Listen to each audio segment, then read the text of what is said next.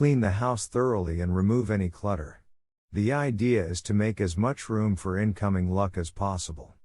According to superstition, you don't want to inadvertently sweep out or clean away new luck as it comes in during the festival. Avoid cleaning during the 15 days of Chinese New Year. Houseplants should be trimmed and dead leaves removed. All pruning, indoors and out, should be done before the festival begins.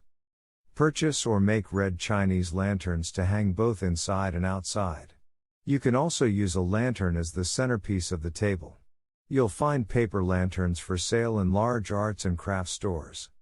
Although party stores will have plenty of Chinese New Year decorations available for sale, you can print your own calligraphy to place strategically around the house. Get some heavy stock paper from an office supply store.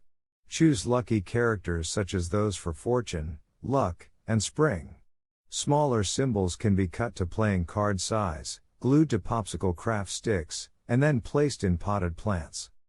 Keep in mind the Chinese zodiac animal sign for the upcoming year, for example, pig, goat, monkey, etc., and give homage with a paper representation of the animal somewhere. Consider printing a blurb with the birth years and attributes for the new animal sign. Give this to guests so they can find out if it is their Ben Ming Nian year. They should play it safe. Fresh flowers are important, but don't choose white flowers such as winter paper whites, they are given at funerals.